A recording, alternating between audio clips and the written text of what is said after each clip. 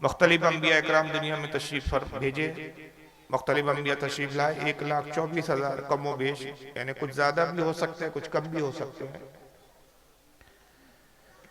जब से इंसान की तख्लीक हुई तब से लेकर हमारे नबी करीम मोहम्मद सल्लल्लाहु ताला अलैहि वसल्लम तक हर जमाने में लोगों की हिदायत के लिए, लोगों की रहनुमाई के लिए अंबिया इकराम नबी आते रहे, पैगंबर आते रहे, और इनकी कुल तादाद जो हकीकत में अल्लाह ही जानता है, लेकिन एक अंदाजे के मुताबिक ये बताया जाता है कि 1,24,000 अंबिया इकराम दुनिया में तशरीफ लाए।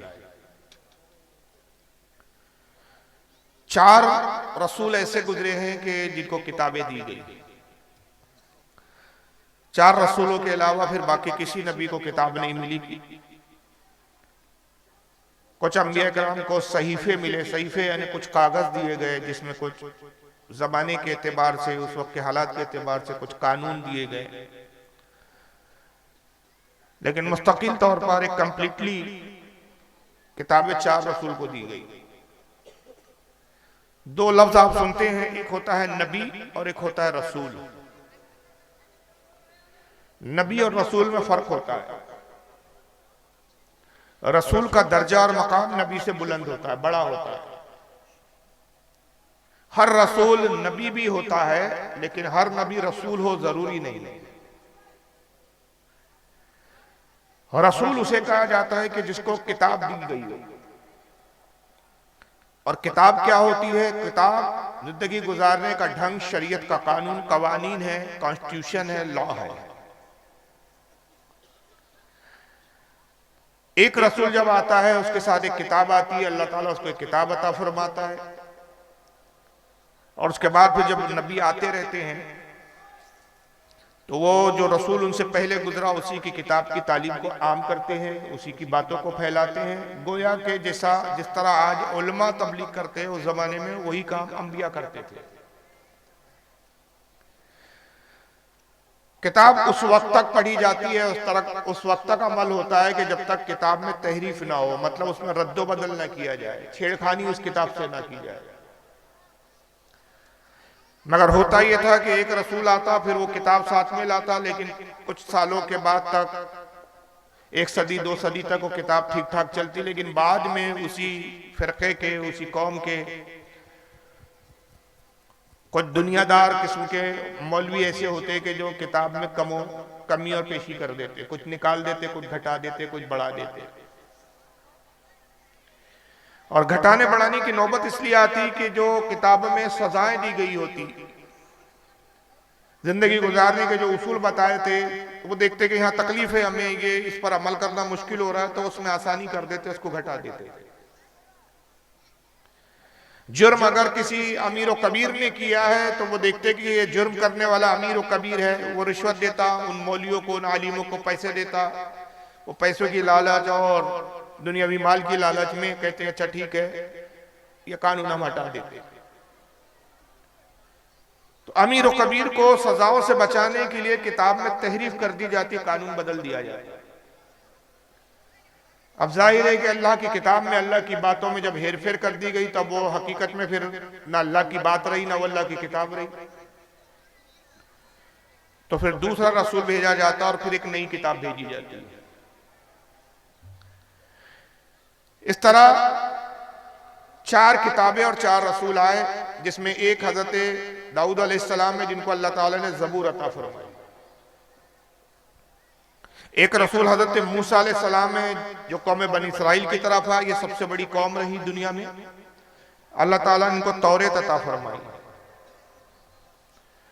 तीसरे हजरत ईसा अलैहिस्सलाम है, जिनको अल्लाह ताला ने इंजील अता फरमाई, जिसको इस जमाने में इंग्लिश में बाइबल कहा जाता है।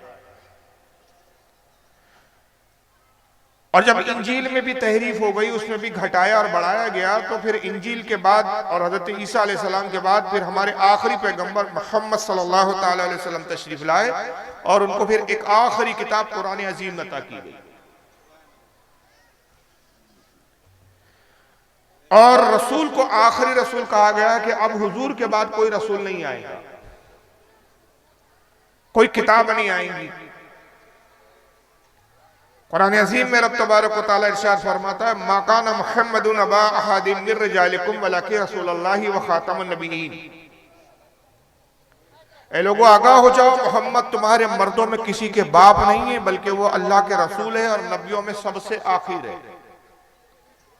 खातमुन नबीन है। अब इनके बाद कोई नबी नहीं आएगा। हुजूर ने जगह जगह बारहा कई मरतबा अपने असहाब से, अपने साहबा से कहा, ला नबी आबादी, मेरे बाद अब कोई नबी नहीं, अना खातमुन नबीन, मैं आखिरी नबी हूं।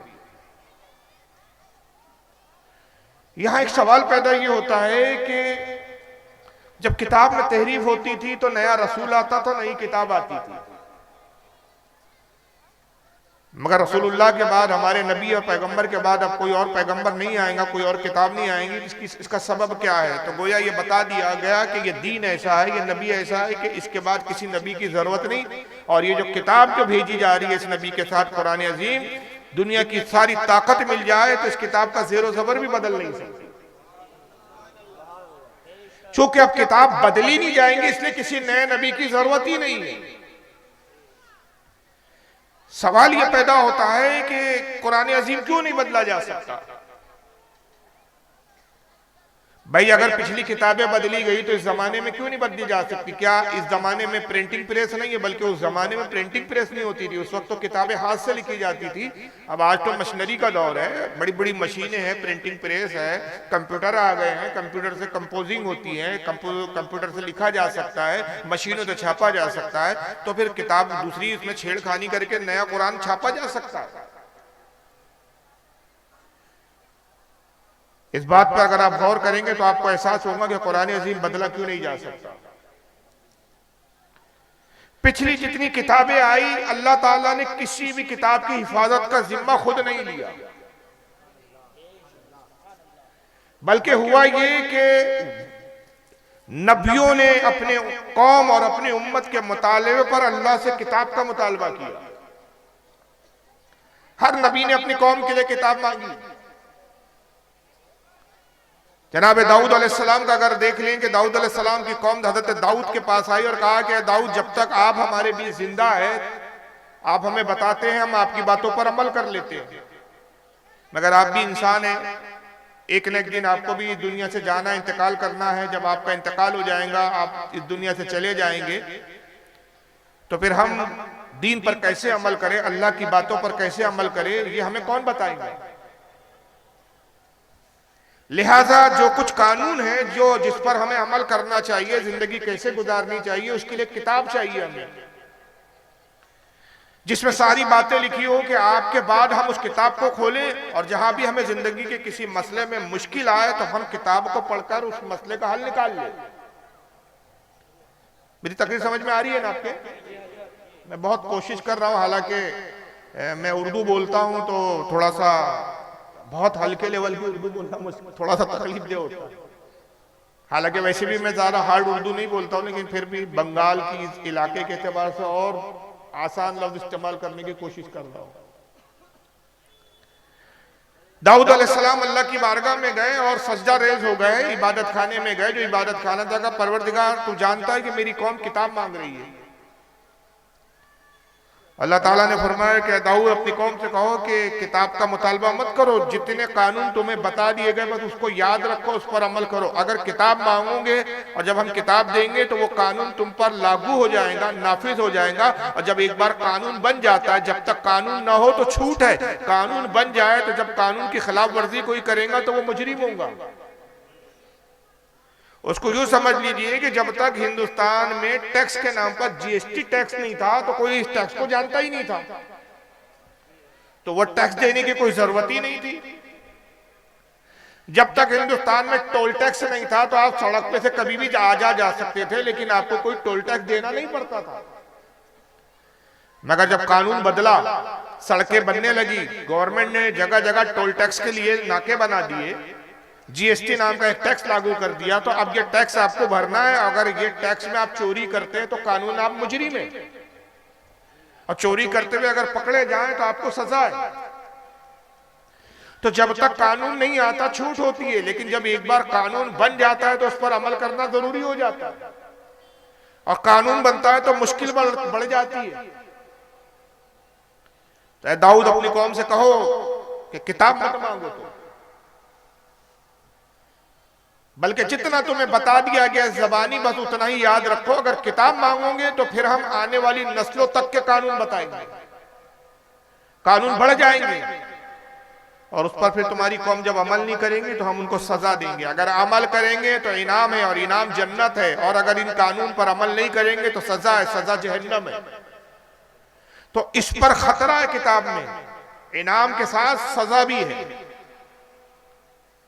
हजरत दाऊद अलैहिस्सलाम ने अपनी कौम से कहा कि मेरी कौम, रब तबारक व तआला अल्लाह ताला ये फरमाता है कि किताब ना मांगो, मैं जितना बताता हूं उतना याद रखो। उन्होंने कहा नहीं ऐ दाऊद, हमें किताब चाहिए, हम चाहते हैं कि किताब होनी चाहिए हमारे बीच। वो कौम ने जिद की, और जब बहुत जिद की तो हजरत दाऊद अलैहिस्सलाम ने कहा कि परवरदिगार ये कौम नहीं मानती, ये किताब ही मांगती है, तू किताब मुझे अता फरमा दे। अल्लाह ताला ने ज़बूर नामी किताब हजरत दाऊद को अता कर दी, और साथ ही बता दिया कि ऐ दाऊद, इस शर्त के साथ कि हम किताब दे रहे हैं कि तुमने मांगा है, तुम्हारी कौम ने मांगा है, तुम्हारी कौम को किताब दे रहे हैं, तुम्हारे जरिए दे रहे हैं। अब इस पर अमल करना भी उनकी जिम्मेदारी, इस कानून की हिफाजत करना भी उनकी जिम्मेदारी। अगर कानून में रद्दो बदल किया, हेर फेर किया, हम कयामत के दिन उनको जहन्नम का मुस्तहिक करार देंगे। अब पाबंदी करो, अब तुमने खुद मांगा। मगर हुआ क्या कि हजरत दाऊद अलैहिस्सलाम का जैसे इंतकाल हुआ, उनके इंतकाल के बाद फिर किताबों में छेड़खानी शुरू कर दी गई, कानून बदले गए और लिखावट को फेरा गया, हटाया गया, और जो असल ज़बूर थी वो असल ना रही, बदलकर कुछ की कुछ हो गई। मूसा अलैहिस्सलाम का जमाना आया, कौम बनी इसराइल जो आपकी कौम थी जिसका नाम बनी इसराइल था, उन्होंने कहा मूसा हमें किताब चाहिए। अब ये जो ज़बूर है, ये ज़बूर तो वो ज़बूर ना रही जो हजरत दाऊद पे अल्लाह ने नाजिल की थी, इसमें तो छेड़खानी हो चुकी है, बदला जा चुका है। हम चाहते हैं कि नए सिरे से हमें फिर एक किताब दी जाए, नए कानून हमें नाफिज किए जाए हमारे लिए। हजरत मूसा अलैहिस्सलाम ने भी अल्लाह से अर्ज की कि परवरदिगार, मेरी कौम किताब मांगती है। अल्लाह ने वही फरमाया कि मूसा अपनी कौम से कहो किताब ना मांगो, किताब लेने में रिस्क है, अमल करोगे जन्नत मिलेगी, इनाम मिलेगा, अमल नहीं करोगे सजा होगी, जहन्नम के मुस्तहिक होगी। कौम ने जिद की और हजरत मूसा ने कहा परवरदिगार, मेरी कौम नहीं मानती, तो किताब ही अता फरमा दे। अल्लाह ने फरमाया कि मूसा किताब लेना है तो किताब बहुत मुकद्दस है, हम मुकद्दस किताब तुम्हें देना चाहते हैं तो एक मुकद्दस मकाम पर किताब अता करेंगे, और वो मुकद्दस मकाम कोहे तूर है। उस कोहे तूर पर आओ, वहां हम किताब देंगे, लेकिन जब किताब लेने आओ तो 40 दिन मुसलसल रोजे रखो और 100 में विसाल के रोजे रखो। रोजे दो तरह के होते हैं, एक रोजा वो जो हम रखते हैं कि सुबह सहरी करते हैं और इफ्तार के वक्त फिर हम खा के हम रोजा खत्म कर देते हैं, लेकिन 100 में विसाल का रोजा वो होता है जो अंबिया रखा करते थे, बाद औलिया कराम रखा करते थे, कि जिसमें न सहरी में कुछ खाया जाता है न इफ्तारी में कुछ खाया जाता है, लगातार रोजे रखने होते हैं। 100 में विसाल के 40 दिन रोजे रखो, यानी 40 दिन न कुछ पीना है न खाना है। अपने पेट को, अपने अंदर के जिस्म को अच्छी तरह से साफ सुथरा कर लो, पाको साफ हो जाओ जाहिर और बाहिर से, और फिर कोई तूर पर और किताब लो। और मैं यहाँ एक चीज बताना भूल गया था कि दाऊद अलैहिस्सलाम को जब अल्लाह ताला ने ज़बूर दी तो उनसे कहा कि दाऊद 1 साल ऐसे रोजे रखो कि एक दिन रोजा रखो, दूसरे दिन खा पी लिया करो। 1 साल पूरी मुद्दत ऐसे रोजे से रखो, जब तुम रोजा रख के अपने बदन को जाहिर और बाहिर हर तरह से पाक सुथरा फरमा लोगे, तब हम तुमको ज़बूर देंगे। दाऊद अलैहिस्सलाम ने वैसे ही रोजे रखे, 1 साल ऐसे मुसलसल रोजे रखे कि एक दिन खाते थे, दूसरे दिन रोजे से रहते थे। साल भर इसी तरह आपने रोजे रखे, गोया 6 महीने के रोजे रहे, 6 महीने आप खाते पीते रहे, और फिर ज़बूर अता की गई। जब मूसा अलैहिस्सलाम का जमाना आया तो हजरत मूसा से भी कहा गया कि 40 दिन रोजे रखो, और किताब के लिए तुम कोई तूर पर आओ। हजरत मूसा अलैहिस्सलाम 40 दिन रोजे रखते हैं और कोहे तूर पर पहुंचे, और यकबारगी एक साथ एक ही वक्त में, अलग अलग वक्त नहीं, एक ही वक्त में तौरेत नामी किताब आपको दे दी गई। मगर इस किताब के साथ भी उनके चाहने वाले, उनके मानने वाले, उनकी उम्मतों ने यही सुलूक किया कि किताबों में हेर फेर शुरू कर दी। जब तक वो जिंदा रहे, किताब पर अमल होता रहा, उनका इंतकाल और विसाल हुआ, किताबों में से बातें निकाली जाती रही। ईसा अलैहिस्सलाम का जमाना आया, जब तक तौरेत पूरी तरह बदली जा चुकी थी। अब तौरेत वो तौरेत नहीं थी जो अल्लाह ताला ने जैसी नाजिल की थी। ईसाइयों ने हजरत ईसा से कहा कि ऐ ईसा मसीह, हमें भी एक किताब चाहिए। जनाब ईसा मसीह अल्लाह की बारगाह में अर्ज़ करते, रब्बे कायनात, मेरी कौम भी किताब मांगती है, मुझे भी एक किताब अता फरमा। अल्लाह ने फरमाया, पिछली कौमों ने किताबों के साथ बड़ी बदसलूकी की, उन्होंने किताबों के साथ छेड़खानी की और अपने आप को जहन्नम का मुस्तहिक बना लिया। मैं आगाह करता हूं कि ईसा, अगर तेरी कौम किताब चाहती है तो किताब पर अमल करेंगी तो इनाम है, किताब से रूगर्दानी करेंगी, किताब से हटकर अमल करेंगी, किताब को नहीं मानेगी तो जहन्नम है। मगर कौम नहीं मानी, जिद पर अड़ी रही कि ऐ ईसा मसीह, हमें किताब तो चाहिए। हज़रत ईसा अलैहिस्सलाम ने अर्ज़ किया, रब्बे कायनात, मेरी कौम नहीं मानती, मुझे किताब ही दे। अल्लाह ने फरमाया कि ईसा, तुम भी रोजा रखो,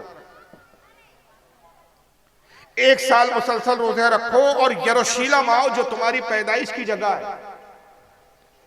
वो यरूशलेम जहां 60,000 से ज्यादा अंबिया इकराम मदफून है। ये मुकद्दस जगह है, मुकद्दस मकाम है। उस मुकद्दस जगह आओ ताकि हम एक मुकद्दस किताब तुम्हें इंजील अता करें। जनाब ईसा अलैहिस्सलाम गए और इंजील दी गई और साथ में यही शर्त लगाई गई, किताब पर अमल करना है, तहरीफ करोगे जलील खार कर दिए जाओगे, जहन्नम के मुस्तहिक बनोगे। और वही हुआ कि ईसाइयों ने भी कुछ अरसे तक तो इंजील पर अमल किया और उसके बाद इंजील में तहरीफ शुरू हो गई, इंजील भी बदल दी गई। और फिर उसके बाद हमारे नबी मोहम्मद सल्लल्लाहु ताला अलैहि वसल्लम तशरीफ लाए।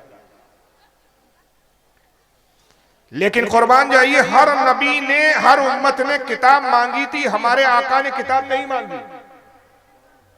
40 साल तक हमारा नबी सिर्फ अमल करता रहा, नमाज पढ़ता रहा, अल्लाह की इबादत करता रहा। 40 साल के बाद अल्लाह ताला ने खुद किताब अता की और कहा, हबीब, सारे नबियों ने किताब मांगी, सारे उम्मतियों ने किताब मांगी, तो जब मांगा तो हमने दिया, और मांगने के बाद हमने शर्त लगाई, चूंकि तुम मांग रहे हो तो हिफाजत भी तुम्हें करनी है, इसकी पासदारी भी तुम्हें करनी है। तुम अगर इसमें तहरीफ करोगे, इसमें छेड़खानी करोगे तो अजाब के मुस्तहिक होंगे, अमल करोगे तो तुम जन्नत के मुस्तहिक होंगे। तो ऐ मेरे महबूब, पिछले नबियों ने मांगी, मगर तू जब मांग नहीं रहा तो हम खुद तुझसे राजी होकर किताब दे रहे, और जब हम दे रहे हैं तो पिछली कौमों ने मांगा था तो दिया, तो हिफाजत का जिम्मा उन्हीं पर था। जब हम दे रहे हैं तो हिफाजत का जिम्मा तेरी उम्मत पर नहीं छोड़ेंगे, बल्कि हिफाजत हम खुद करेंगे, इस किताब के जामिन हम बन जाएंगे। इन्ना नहानो नज़्ज़लना ज़िक्रा व इन्ना लहू लाहिफ़िज़ून, ऐ महबूब, किताब हम नाजिल कर रहे और इसकी हिफाजत का जिम्मा हम ही ले रहे हैं। सुभान अल्लाह, बेशक, अल्लाहु अकबर, या रसूल अल्लाह, या अली, जिंदाबाद। तो परवरदिगारे आलम ने खुद कुरान की हिफाजत का जिम्मा ले लिया। जब उसकी हिफाजत का जिम्मेदार परवरदिगारे आलम है तो दुनिया की कोई ताकत उसका ज़ेरो ज़बर भी नहीं बदल सकती जी। और नबी पाक सल्लल्लाहु अलैहि वसल्लम को जब किताब दी गई तो ये नहीं कहा गया कि नबी रोजे रखो तो आओ,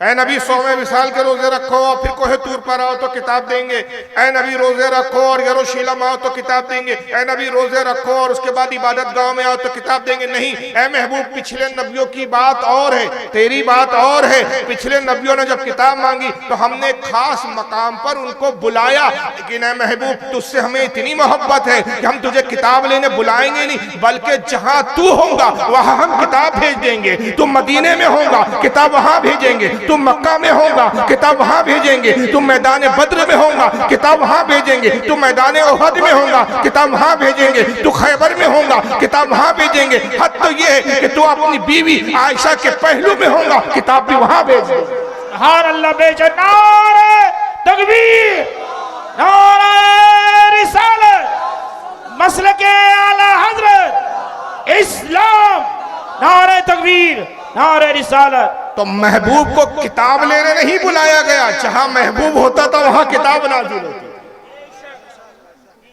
ऐसी अजीम रुतबा किताब, ज़ालिकल किताबु ला रैब फी, ए महबूब वो बुलंद रुतबा किताब जिसमें शक की कोई गुंजाइश नहीं।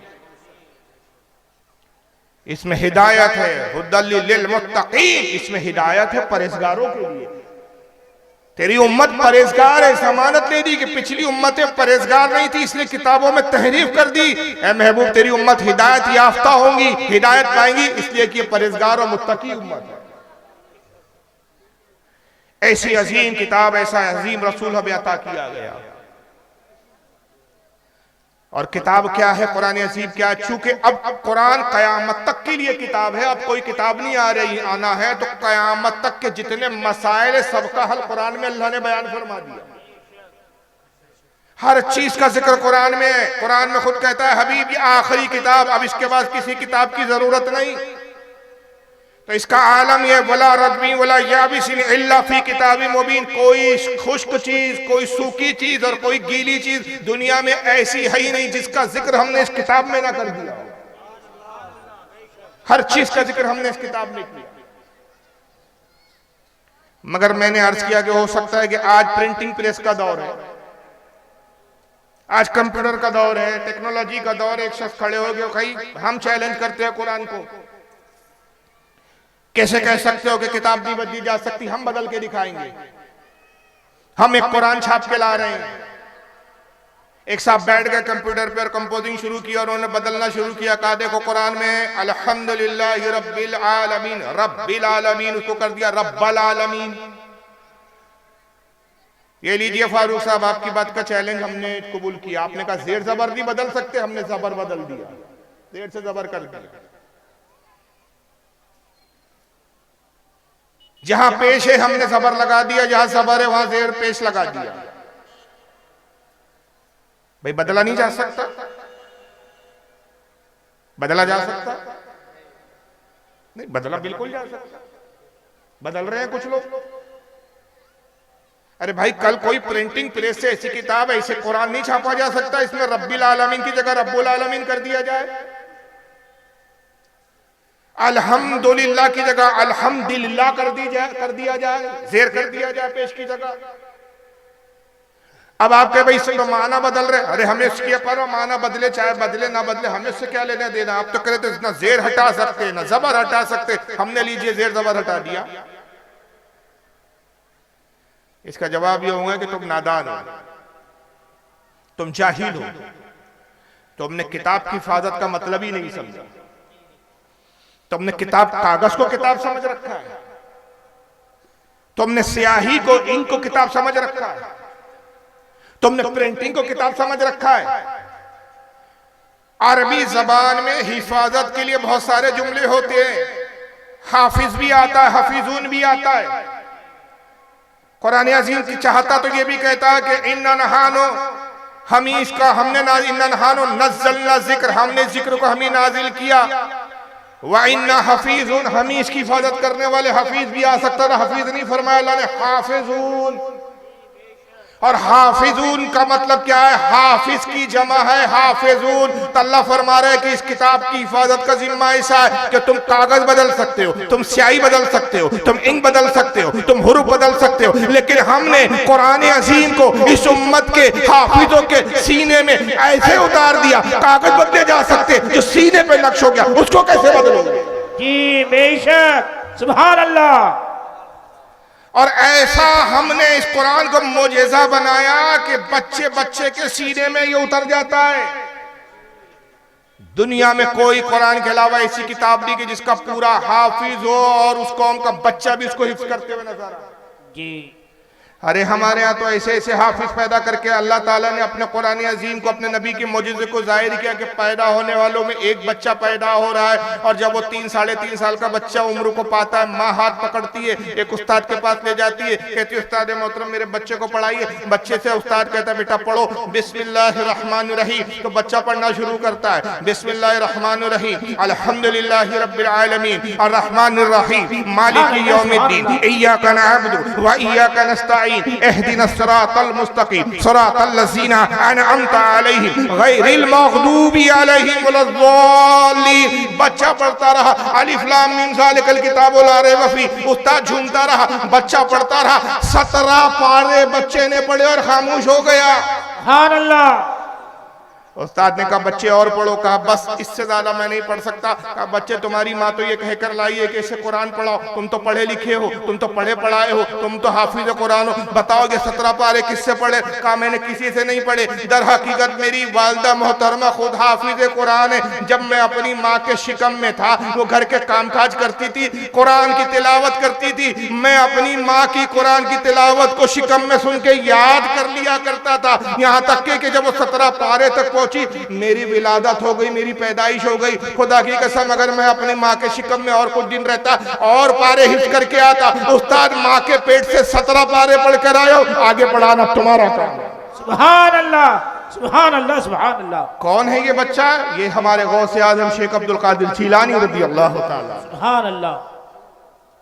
ऐसी हिफाजत की कि हमने माँ पेट बच्चों के सीनों में भी इस कुरान को उतार दिया। छोटे छोटे बच्चे हिफ्ज कर रहे हैं इसको। ऐसी हिफाजत का जिम्मा लिया अल्लाह ताला। यही वजह है कि आज दुनिया चाहती है कुरान को बदले, लेकिन वो हैरान है कि हम कुरान को बदले तो कैसे बदले? हम कागज बदल देंगे लेकिन हमारी चोरी पकड़ी जाती है, क्योंकि लाखों करोड़ों इसके हाफिज कुरान है। अरे हाल तो यह है कि अभी रमजान का महीना आएगा, तरावी शुरू होंगी, एक हाफिज साहब खड़े हैं पढ़ा रहे, गलती से जेर में भी गलती हो जाए तो पीछे लुकमा देने वाले खड़े हैं। जेर नहीं बदल पा रहा है, जबर नहीं बदल पा रहा है। जब ज़बान से ज़ेर और ज़बर नहीं बदले जा सकते तो कागजों में बदल के करोगे तो क्या करोगे? यही वजह है कि स्वामी सद्दानंद एक शख्स गुजरा है, शुद्धिकरण तहरीक बनाई थी उसने कहा था हिंदुस्तान के जितने मुसलमान हैं सब हिंदू थे, इनको तलवार के जोर पे मुसलमान किया गया, जबरदस्ती इनको मुसलमान बनाया गया। और ये आज तक ये प्रोपेगेंडा जारी है। और इस प्रोपेगेंडे का झूठ होना इससे ही साबित है कि अगर हमारे माँ बाप हमारे पूर्वजों को तलवार की जोर पर इस्लाम की तरफ लाया गया होता, हमें तो मालूम हो गया भाई कि हमारे बाप को जुल्म से किया गया, हम क्यों नहीं पलट के हिंदू हो रहे हैं? फिर भाई हमें तो पता चल गया ना कि हमारे माँ बाप के साथ बाप दादाओं के साथ जुल्म हुआ, जबरदस्ती उनका धर्म परिवर्तन कराया गया। अब हमें घर वापसी कर लेना चाहिए, लेकिन हम घर वापसी क्यों नहीं कर रहे? मरने के लिए तैयार है लेकिन इस्लाम छोड़ने के लिए तैयार नहीं। घरों पे बुलडोजर चलाए जा रहे हैं, घर ढह रहा है लेकिन घर तबाह हो जाए हमें मंजूर है, लेकिन हम अपना ईमान तबाह होने नहीं दे रहे। बेशक हमारी मॉब लीचिंग हो रही है वो हमें गवारा, लेकिन हम इस्लाम छोड़ने के लिए तैयार नहीं। इसकी वजह क्या है? तो वजह यही है कि यकीनन हमारे पूर्वजों ने जुल्म की बुनियाद पर इस्लाम कबूल नहीं किया, इस्लाम की खूबियों को, इस्लाम को समझकर इस्लाम कबूल किया। इसी वजह से आज हम इस्लाम से मोहब्बत करते हैं। अगर हमारे वालिदैन को, हमारे बाप दादा को, हमारे पूर्वजों को अगर वाकई जुल्म की बुनियाद पर बदला जा चुका होता, आज हिंदुस्तान का सारा मुसलमान दोबारा अपने हिंदुइज्म और दूसरे मजहब पे जा चुका होता। जी, हमारा ना लौटना इस बात की दलील है कि हमने इस्लाम की हक्कानियत को जानकर समझकर कबूल किया। स्वामी दयानंद सरस्वती उठा, शुद्धिकरण तहरीक बनाई, आला हज़रत फाजिल बरेलवी के जमाने का है। तहरीक का नाम रखा शुद्धिकरण तहरीक। ये धर्म छोड़कर अपवित्र हो गए, इनका शुद्धिकरण करना पड़ेगा। उसने मिशन चलाया कि सारे हिंदुस्तान के मुसलमानों को दोबारा हिंदुइज्म की तरफ लाएंगे, हम हिंदू मजहब की तरफ लाएंगे। इस्लाम के खिलाफ बोलना शुरू किया और उसे सबसे ज्यादा कुरान के खिलाफ बोलना शुरू किया और एक किताब लिखी जिसका नाम है सत्तार प्रकाश। ये ओरिजिनल किताब मेरे पास मौजूद है। कुरान पे उसने जगह जगह इतराज किया, कहा ये अल्लाह की किताब है ही नहीं बल्कि मोहम्मद ने अपनी तरफ से गढ़ी है। माज़अल्लाह। मौलाना नईमुद्दीन मुरादाबादी रहमतुल्लाह ताला अलैह आला हज़रत के खलीफाओं में थे, खुलफा में से थे। और जो आला हज़रत का तर्जुमा कुरान छपता है कंजुल ईमान, उस पे जो तफसीर छपती है मौलाना नईमुद्दीन साहब की छपती है। जी, हज़रत अल्लामा सैयद नईमुद्दीन मुरादाबादी रहमतुल्लाह अलैह ने एक मरतबा इसको चैलेंज किया और एक जगह मुठभेड़ हो गई। एक गांव में दयानंद सरस्वती पहुंचा, हज़रत को पता चला, हज़रत भी पहुंच गया और 20 जलसे में जाके स्टेज पर घेर लिया। कहा कुरान के खिलाफ तुम बहुत बोल चुके, बहुत भोग चुके, आओ मुनाजरा करो। उसने कहा मौलवी साहब मुनाजरे से क्या होगा, सिर्फ बहस होती है, मुबाहिसा होता है, हल नहीं निकलता। आपने कहा चलो मुनाजरा छोड़ो, मैं तुमको एक चैलेंज करता हूं, उसको कबूल कर लो। मैं सिर्फ तुम्हारे ही मजहब की किताबों को चैलेंज नहीं करता, बल्कि दुनिया में जितनी किताबें, जितने मजहब की किताबें सब ले आओ। हम भी कुरान ले आते हैं, तुम अपने ग्रंथों को ले आओ, तुम अपनी रामायण को लाओ, तुम अपनी महाभारत को लाओ, तुम अपनी जो है गीता को लाओ, तुम अपने पुराणों को लाओ, तुम अपने जो है यजुर्वेद, सामवेद, अथर्ववेद लाओ, जितने तुम्हारे वेद है उनको ले आओ, सारी मजहबी किताबें तुम लाओ। हम भी कुरान लाते हैं, इंजील भी लाओ, तौरेत भी लाओ, जबूर भी लाओ, सारी किताबें लाओ और सारी किताबों को समंदर के हवाले कर दो। और जब सारी किताबें खत्म हो जाए दुनिया से, तो हर मजहब के मानने वाले से कहो अब अपनी किताब दोबारा लिखो।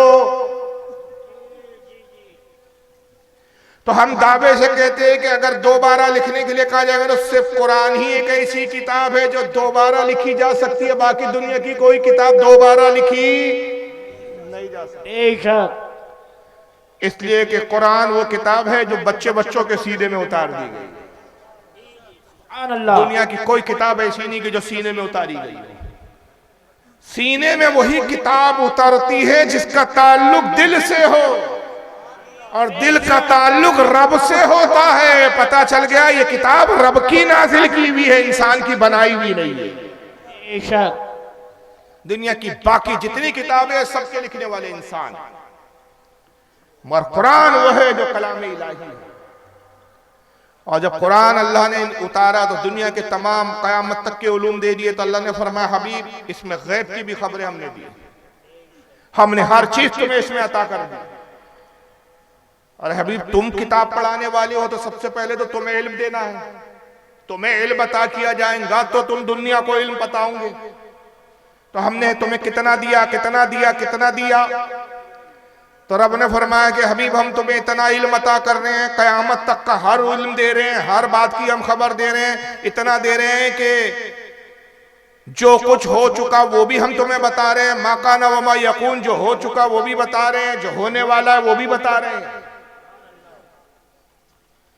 और हबीब हम तुम्हें पढ़ा रहे, कायनात में कोई ऐसा नहीं जो तुम्हें पढ़ाए। और रहमान हम ही रहमान, अल्लमल कुरान, हमने कुरान नाजिल किया। खलकल इंसान, हमने इंसानियत की जान मोहम्मद को पैदा किया। अल्लमाहुल बयान, और उसे कलाम करना हमने सिखाया। वो अल्लमा का मालम तकुन तालम, महबूब जो तुम नहीं जानते थे वो सब कुछ हमने तुम्हें सिखा दिया। जो तुम नहीं जानते थे। अब आप अपने ज़हन फिक्र से जो भी ख्याल करो कि हुजूर ये नहीं जानते होंगे, तो आपकी बात रद्द हो गई कि अल्लाह फरमा रहा है महबूब जो नहीं जानता था वो हमने सिखा दिया।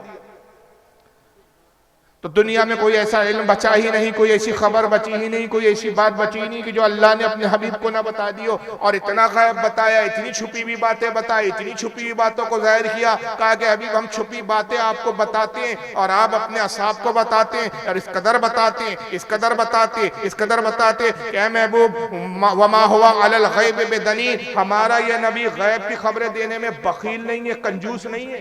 बेशक हम बताते हैं, ये उम्मत पे जाहिर करता है।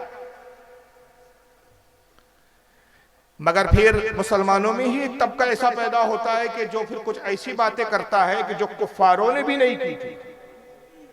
वहां से फिर हमारे इख्तिलाफ का एक नया सिलसिला शुरू हो जाता है।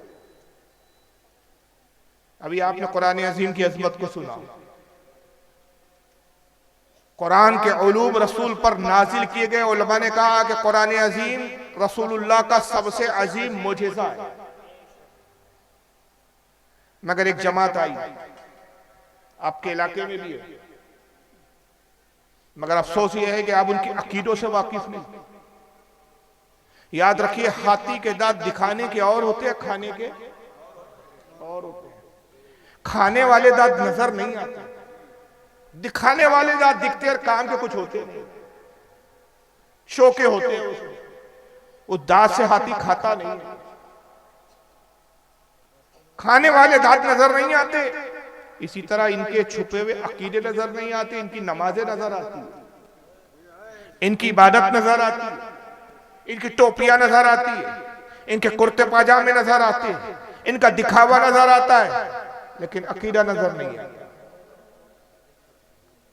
और याद रखिए कि बीमारी डॉक्टर को नजर आती है, मरीज को भी खुद समझ में नहीं आता कि मुझे क्या बीमारी है, जबकि बीमारी मरीज में होती है। लेकिन इस जिस्म के अंदर क्या बीमारी है इसको कौन बताता है? बोलिए। दीन के डॉक्टर उलमा होते हैं। उलमा बताते हैं कि इसके अंदर जो है, इसके जो दिखाने वाले दांत और है, जो खाने वाले दांत जो नजर नहीं आ रहे हैं, वो क्या खा रहे हैं और वो है क्या, वो है कैसे। तो अब इनका अकीदा कैसे पता चलेगा, इनके अंदर की बात कैसे पता चलेगी? जो इनके मौलवी किताबों में लिखकर चले गए। एक किताब लिखी गई इसी जमात के आलिम साहब की तरफ से, मैं आपके सामने किताब का स्कैन पेज आपको दिखा रहा हूं, और इस वक्त ओरिजिनल वो किताब मेरे टेबल पे मौजूद है। आइए देखिए, यह किताब स्क्रीन पे आपको नजर आ रही होंगी, अल बराहिनुल कातिया, दिख रही है? और ये है ओरिजिनल मेरे पास टेबल पे जो आपको स्क्रीन पे दिख रही है। ये आज भी छप रही है उर्दू जबान में। इसके लिखने वाले मौलवी खलील अहमद अम्बेठवी है, मौलाना खलील अहमद अम्बेठवी, जिनको तबलीगी जमात वाले मानते हैं, देवबंदी मानते हैं। तबलीगी जमात जिन्होंने बनाई थी उनका नाम था मौलवी इलियास कांदेलवी, उनके उस्ताद थे, देवबंद मदरसे में थे, देवबंद मदरसे के उस्ताद रहे, पढ़ाया भी इन्होंने। अल बराहिनुल कातिया लिखी सफा नंबर 63 पे इन्होंने अपने मदरसे की तारीफ बयान करते हुए देखिए क्या झूठ गढ़ा इन्होंने। उर्दू जबान में किताब है, उर्दू थोड़ी सी हार्ड है आपके एतबार से, हालांकि हमारे इलाकों में ऐसी इतनी ये आम उर्दू है, लेकिन आपके यहाँ ये भी थोड़ी हार्ड है, मैं फिर भी अल्फाज आसान करूंगा इसके। मौलवी खलील अहमद अम्बेठवी कहते हैं कि मदरसे देवबंद की अजमत हक ताला की दरगाह पाक में बहुत है। हक ताला यानी कौन? बोलो, अल्लाह ताला। अल्लाह की बारगाह में देवबंद के मदरसे की अजमत क्या है? बहुत है। अल्लाह को बड़ा मकबूल मदरसा है ये, अल्लाह की बारगाह में बड़ा पसंदीदा मदरसा। क्यों पसंदीदा ये मदरसा? आगे लिखते हैं कि सदहा आलिम यहां से पढ़कर गए। सदहा यानी कई सौ की तादाद में यहां से आलिम इस मदरसे से पढ़ के गए, और खल्के कसीर को जुल्माते जलालत से निकाला। एक बहुत बड़ी तादाद में, एक बहुत बड़ी जमात को गुमराही से, गलत कामों से, बुराइयों से निकाल दिया। यही सबब है, यही वजह है कि एक साले यानी एक नेक बुजुर्ग फक्र आलम अलैहिस्सलाम की ज़ियारत से ख्वाब में मुशर्रफ हुए। कहते यही वजह है कि एक नेक बुजुर्ग, कौन बुजुर्ग थे उनका नाम अता पता कुछ नहीं, सब गुमनाम बुजुर्ग होते हैं देवबंद में। और याद रखिए, जब किसी का नाम और खबर ना हो तो खबर कैसी होती है? झूठी। इसीलिए पता चला कि अपने मदरसे की अजमत बताने के लिए झूठ गढ़ा गया। कहते हैं कि एक नेक साले बुजुर्ग फक्र आलम यानी रसूलुल्लाह सल्लल्लाहु अलैहि वसल्लम की ख्वाब में ज़ियारत से मुशर्रफ हुए। बुजुर्ग को ख्वाब में देखा उन्होंने, तो आपको उर्दू में कलाम करते देखकर पूछा, आपको यह कलाम कहां से आ गई? हुजूर उस बुजुर्ग से उर्दू जबान में बातचीत करने लगे, तो बुजुर्ग को हैरानी हुई और उन्होंने कहा, या रसूलल्लाह आपको ये उर्दू कहां से आ गई? आप तो अरबी हैं, आप तो अरब के रहने वाले हैं, आपकी जबान अरबी है, आप उर्दू कैसे बोल रहे हैं? फरमाया, यानी रसूलुल्लाह ने जवाब में फिर फरमाया कि जब से उलमाए मदरसे देवबंद से हमारा मामला हुआ, हमको ये जबान आ गई। नौजुबिल्लाह। फिर कहते हैं सुभान अल्लाह, इससे रुतबा इस मदरसे का मालूम हुआ। इस मदरसे का रुतबा देखो, इस मदरसे का मकाम देखो कि रसूल को उर्दू नहीं आती थी। जब ये देवबंद का मदरसा बना, हुजूर इस मदरसे में आने जाने लगे, और फिर हमारे देवबंद के मौलाना से उर्दू उन्होंने सीख लिया। अस्तगफिरुल्लाह, नौजुबिल्लाह मिन ज़ालिक। मुझे आपसे एक सवाल पूछना है, और मैं आपसे पूछना चाहता हूं, मुझे ये बताओ, पूरी कायनात में कोई ऐसी जात है जो रसूल को सिखा सके? हमारे नबी को किसने सिखाया, किसने पढ़ाया? अल्लाह। और रहमान वही रहमान है। और रहमान रहमान खलकल कुरान, अर्रहमान अल्लमल कुरान, उसी ने कुरान नाजिल किया। खलकल इंसान, उसने इंसानियत की जान मोहम्मद को पैदा किया। वअल्लमहुल बयान, अल्लमहुल बयान वानी है, माफ कीजिए, अल्लमहुल बयान, उसने महबूब को कलाम करना सिखाया। अल्लाह कह रहा मैंने अपने नबी को बोलना सिखाया। और क्या सिखाया? वला रद्दी वला याबिसिन, ए महबूब जो भी दुनिया में तर और खुश है सब इस किताब में, सब तू जानता है, सब चीजें सिखा दी। वअल्लमा का मालम तकुन तालम, जो तू नहीं जानता था वो हमने सिखा दिया। अल्लाह फरमा रहा है जो तू नहीं जानता था मैंने सिखाया। लेकिन देवबंद के मौलवी 14 साल बाद कह रहे अल्लाह तूने सब सिखाया था, उर्दू जबान तुझसे भी छूट के रह गई थी, वो हमने सिखा दिया। कोर्स अनकंप्लीट था, वो कोर्स को हमने मुकम्मल कर दिया। क्या ये रसूलुल्लाह की गुस्ताखी नहीं है कि ये हुजूर का उस्ताद बनने चले? क्योंकि मेरे नबी सारी कायनात को पढ़ाने आए थे, कायनात से पढ़ने नहीं आए थे। मेरे नबी सिखाने आए थे, सीखने नहीं आए थे जी। उनका सिखाने वाला परवरदिगार है। उनकी जो शान ये है कि हदीस पाक में आता है, रिवायतों में आता है कि आका ने एक मर्तबा अपने कुछ सहाबा को जमा किया और कहा कि मेरे सहाबा, मैं चाहता हूं कि तुम दुनिया के मुख्तलिफ इलाकों में जाओ और दीन की खिदमत करो, दीन की तबलीग करो। ज़हीन और अक्लमंद जो सहाबा थे, जो बहुत ज्यादा पढ़े लिखे दानिशमंद थे, उनको बुलाया और कहा कि फुला इब्ने फुला तुम यमन जाओ और वहां दीन की खिदमत करो। ऐ फुला इब्ने फुला तुम मिस्र जाओ और दीन की खिदमत करो। ऐ फुला इब्ने फुला तुम रोम की तरफ जाओ, दीन की खिदमत करो। ऐ फुला इब्ने फुला तुम जो है फुला इलाके में जाओ, इराक जाओ, दीन की खिदमत करो। तुम ईरान की तरफ जाओ, दीन की खिदमत करो। मुख्तलिफ इलाकों के नाम दिए और सहाबा से कहा इन इलाकों में तुम जाओ और हमारे दीन को पहुंचाओ। साहबा खामोश हो गया और फिर बड़े अदब से अर्ज करते कि या रसूल अल्लाह सल्लल्लाहु ताला अलैहि वसल्लम, आपका हुक्म सर आंखों पर आता, लेकिन आप जिन इलाकों की तरफ हमें भेजना चाहते हैं वहां की जबानें दूसरी है, हमारी जबान दूसरी है। वो हमारी जबान नहीं समझते, हम उनकी जबान नहीं समझते। हम अपनी बात उन्हें कैसे समझाएंगे, वो अपनी बात हमें कैसे समझाएंगे? हुजूर ने ये नहीं फरमाया कि हाँ ये बात तो सही है, इसके लिए तो तुम्हें पढ़ाई करनी पड़ेगी, उस मुल्क की जबान सीखनी पड़ेगी। ये नहीं फरमाया। मेरे आका का मोजिजा देखिए, मेरे आका की शान देखिए। कहा कि मेरे असहाब जाओ अपने घरों में जाने की सफर की तैयारी करो और कल सुबह फजर की नमाज में इस हाल में आना कि तुम सफर पर जाने के लिए तैयार रहो। वो सहाबी थे, वहाबी नहीं थे। उन्होंने शक नहीं किया कि या रसूलल्लाह एक रात में ऐसा कौन सा इनकलाब बर्पा हो जाएगा।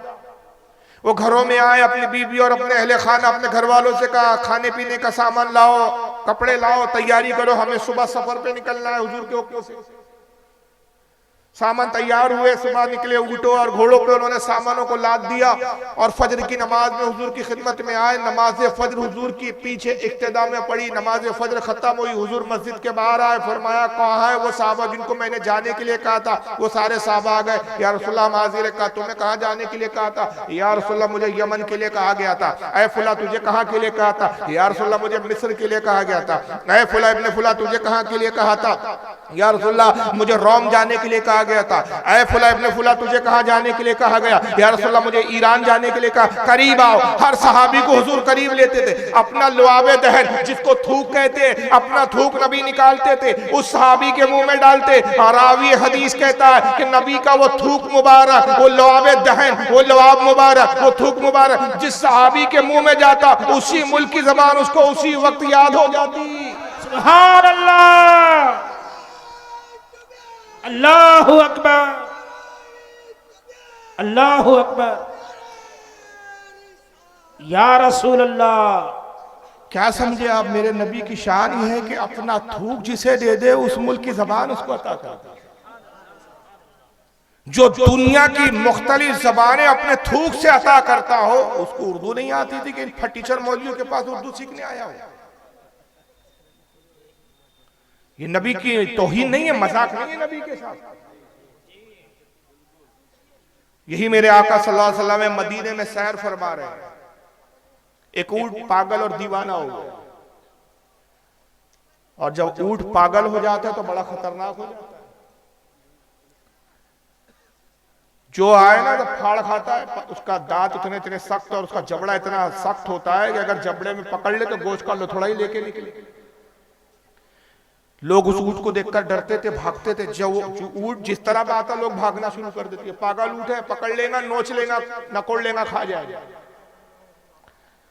वो ऊंट आया, हुजूर सैर फरमा रहे साहबा के साथ, रसूलुल्लाह ने उस ऊंट को देखा, सरकार उस ऊंट की तरफ बढ़े। साहबा ने अर्ज किया, अल्लाह के नबी उस ऊंट की तरफ ना जाए, ये पागल है, ये जिसे देखता है नोच खाता।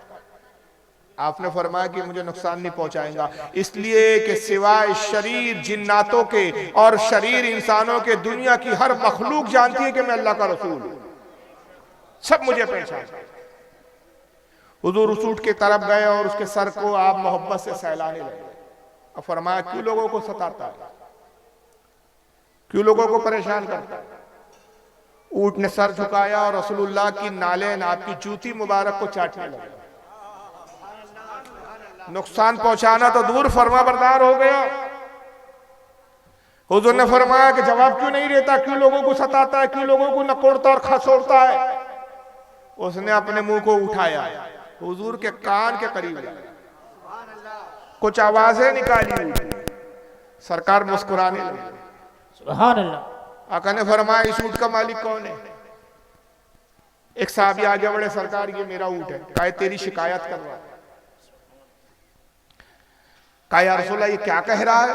कहा ये ऊंट कह रहा है कि अल्लाह के नबी मैं पागल नहीं हूं, मैं दीवाना नहीं हूं। मामला यह है कि जब मैं जवान था तो मेरे मालिक ने मुझसे बड़ा काम लिया, मुझ पे बड़े बोझ ला दे, मुझसे बड़ी खिदमतें ली। अल्लाह के नबी अब मैं बूढ़ा हो गया हूं तो अब यह है कि मुझे काट कर मेरा गोश्त खाने की फिक्र में है। ये लोग मुझे काट के ज़बा करके खाना चाहते। तो या रसूलल्लाह मैंने अपनी जान बचाने के लिए पागलपन का सोंग रचा रखा है, ये ढोंग कर रहा हूं मैं, सोंग रचाए हुए, हकीकत में मैं पागल नहीं हूं। हुजूर ने कहा तेरी शिकायत कर रहा है, क्या ये सही है।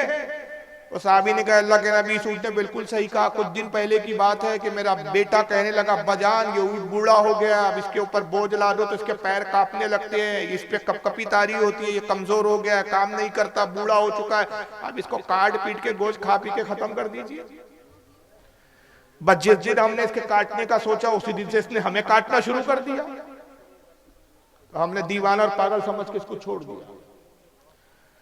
हुजूर ने फरमाया ये जिंदगी को पसंद करता, ये जीना चाहता है।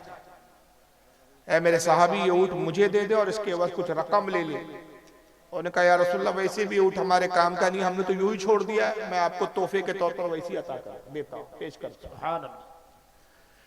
हुजूर ने ऊंट की लगाम पकड़ी और फिर ऊंट से कहा कि ऊंट देखिए सरकार के जुमले सुनिए, अल्लाह करे कि आप इसकी अहमियत को समझ जाए। कहा ऊंट जा, तू आज से आजाद है, अब आबादी में मान ना रहे कि लोग तुझसे डरते हैं। जंगल में चला जा, जंगल में जो चाहे खा पी, कोई दरिंदा तुझ पर हमला नहीं करेगा, इसलिए कि तुझे अल्लाह के रसूल ने आजाद किया है। सुभान अल्लाह। गोया रसूल बता रहे हैं कि जिसको मैं आजाद कर दूं दुनिया की कोई मखलूक उसको नुकसान पहुंचा नहीं सकती। जो मेरी पनाह में आ गया वो अल्लाह की पनाह में आ गया, और जो अल्लाह रसूल की पनाह में आ गया कायनात की कोई चीज उसको नुकसान नहीं पहुंचा। बेशक सुभान अल्लाह। कोई दरिंदा तुझे नहीं नुकसान पहुंचाएगा। गोया हुजूर ये भी बता रहे हैं कि दरिंदे भी पहचानते हैं कि ऊंट मुस्तफा का आजाद करदा हुआ है। ये कौन से दरिंदे हैं जो नबी को नहीं पहचान पा रहे हैं। जी ये कौन से दरिंदे।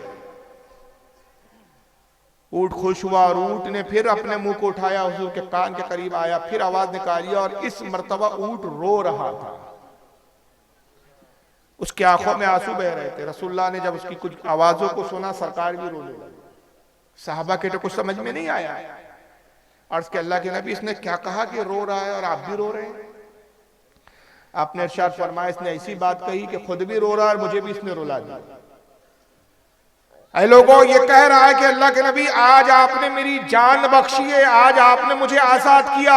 मैं अल्लाह की बारगाह में दुआ करता हूं कि कयामत के दिन अल्लाह ताला आपकी गुनाहगार उम्मत को जहन्नम से आजाद फरमा दे।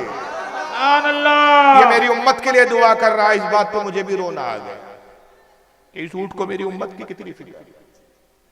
वाकया खत्म हो गया, ऊंट जंगल चला। समझ में क्या आया। समझाने और समझने वाली बात यह है कि मेरे आका वो है, अल्लाह ने वो इल्म दिया कि जानवरों तक की जबान मेरे मुस्तफा जानते हैं।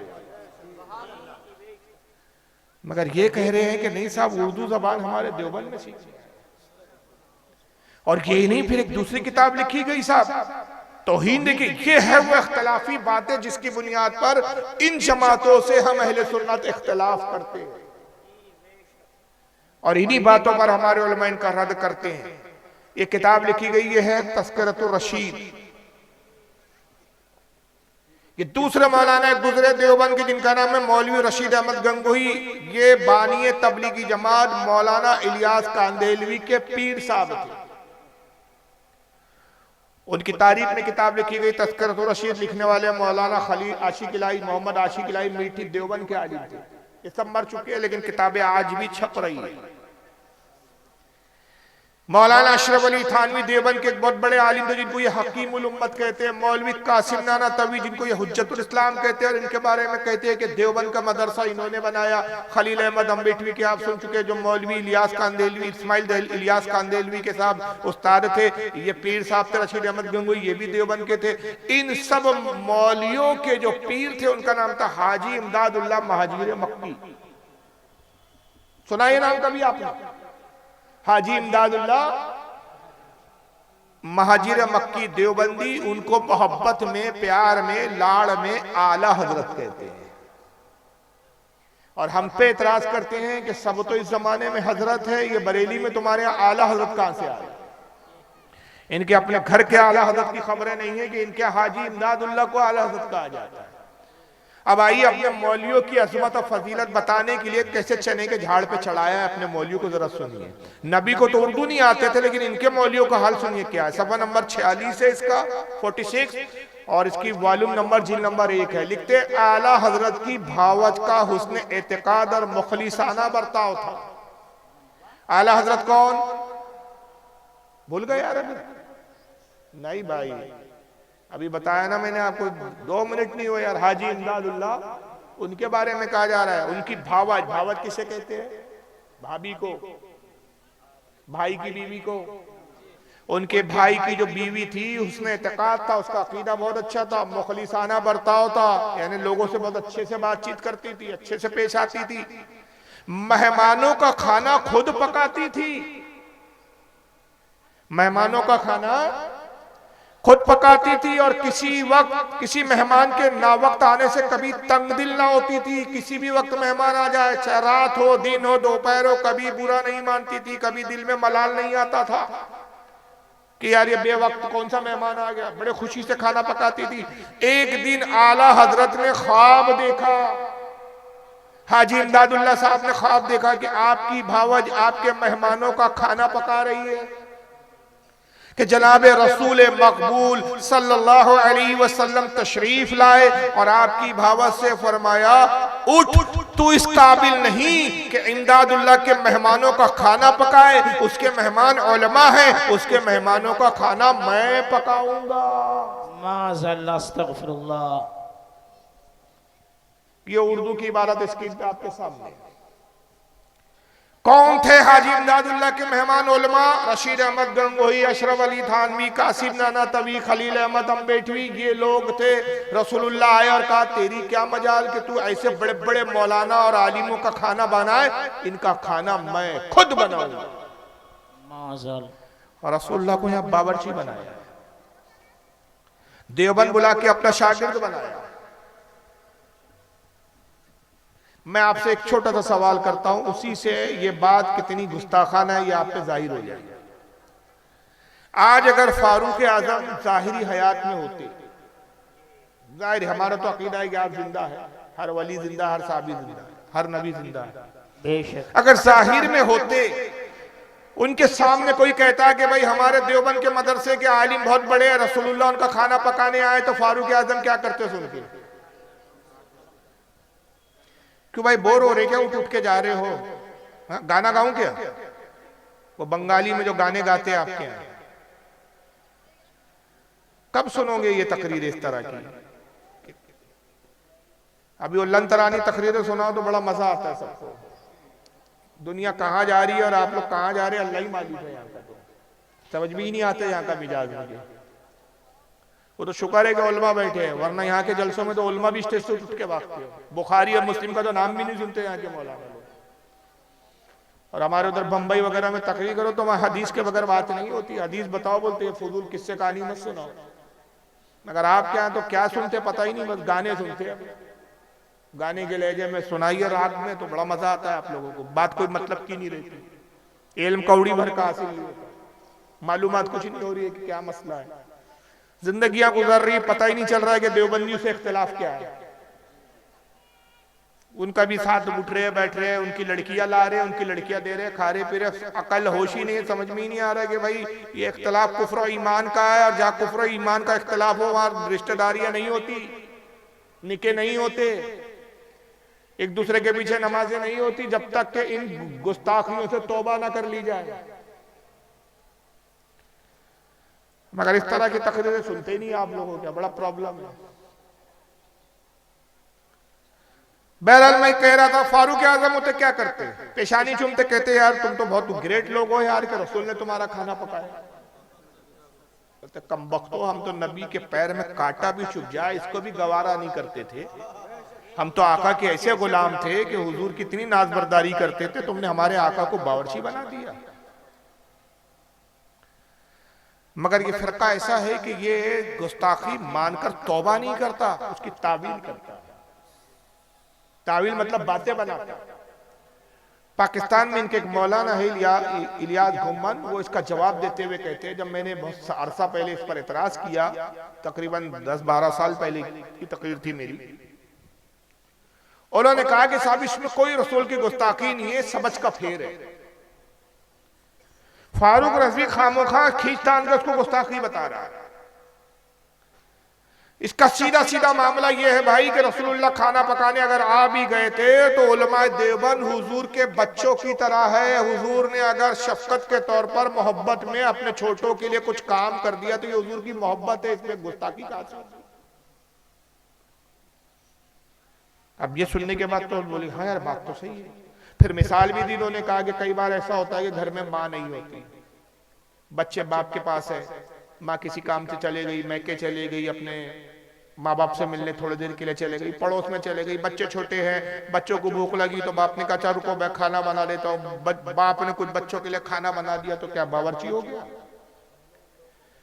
छोटे बच्चों ने पेशाब पाखाना कर लिया, कई बार बाप जो है उनकी कपड़े वगैरह बदल देता है, उनकी जो है वो शर्मगा वगैरह धुलवा देता है, तो क्या उससे भंगी हो गया, बेहतर हो गया? भाई बाप भी तो बच्चों के काम करता है, तो उससे कोई नौकर तो नहीं बन जाता। तो रसूलुल्लाह तो पूरी उम्मत के बाप की तरह है, हमारे उलमा रसूलुल्लाह के बच्चों की तरह है। हुजूर आए मोहब्बत में, शफकत में, उल्फत में, हमारे उलमा का खाना बना दिए, तो इसमें कौन सी इतनी वबेला मचाने की जरूरत है?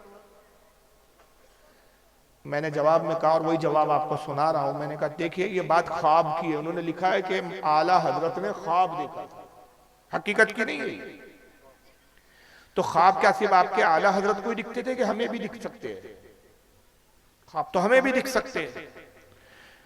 और ये उसूल है, आपने ये कानून और उसूल बनाया कि अगर बड़ा छोटों का काम करे तो ये मोहब्बत है, शफकत है, ये गुस्ताखी नहीं है।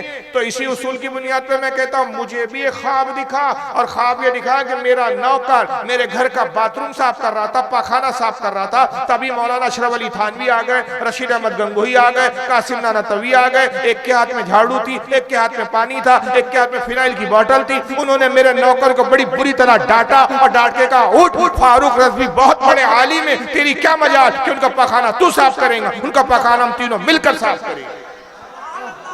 क्या बात है, जी जी जी इशारा। तो बड़े थे, मुझ छोटे का काम कर गए, इससे क्या वो भंगी हो गए? नहीं हो।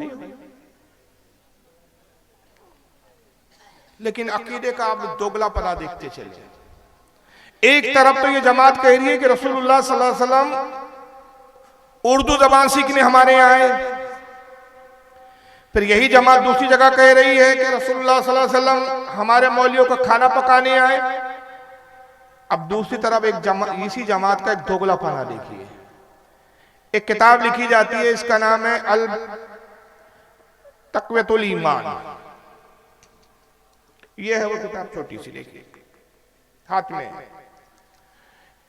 इन सब के जिन मौलवियों की मैं बात कर रहा हूं, इन सब के सबसे बड़े अल्लामा जो माने जाते हैं मौलवी इस्माइल अश-शहीद कहते हैं।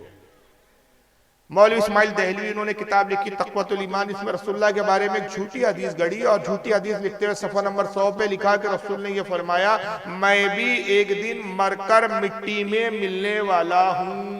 माज़ाल्लाह। तो कब सजदे के लायक है?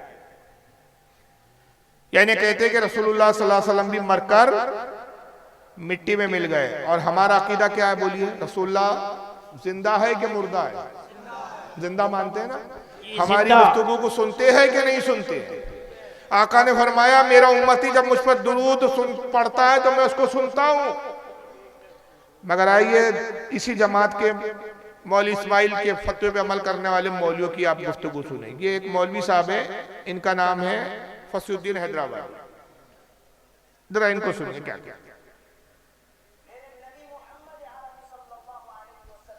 आवाज बढ़ाइए इसका।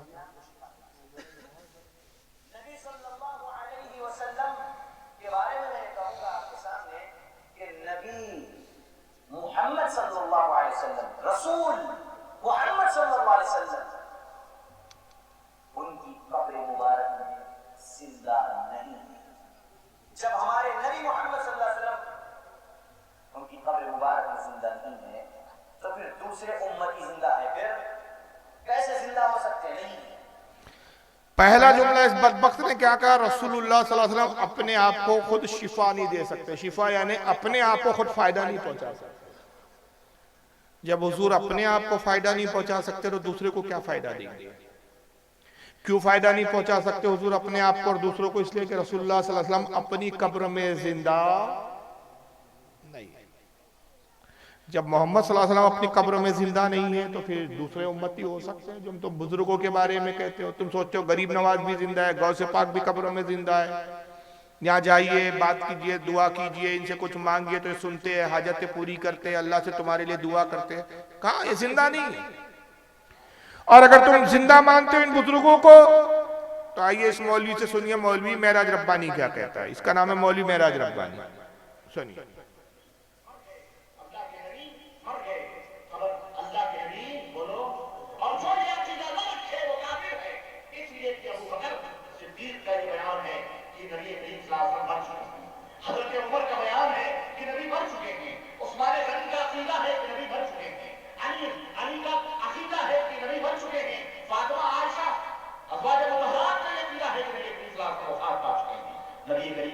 जिंदा बोलो। जो जिंदा माने वो काफिर है, जो जिंदा माने वो कौन है? वो मुसलमान नहीं है। जो जिंदा मारे नबी को वो कौन है? काफिर है। और नबी सल्लल्लाहु अलैहि वसल्लम जिंदा नहीं है अपनी कब्र में। ये किसका अकीदा है? कहता है ये अबू बकर सिद्दीक का अकीदा है, ये हजरत उमर का अकीदा है, उस्मान गनी का अकीदा है, हजरत आयशा का अकीदा है, हजरत सैयदा फातिमा का अकीदा है। मैं अगर हर जिन सहाबा के इसने नाम दिया, हर सहाबा के बारे में रिवायतें सुनाऊं तो ये बयान बहुत वक्त चाहेगा और उतना वक्त है भी नहीं और उतनी देर आप सुन भी नहीं पाओगे।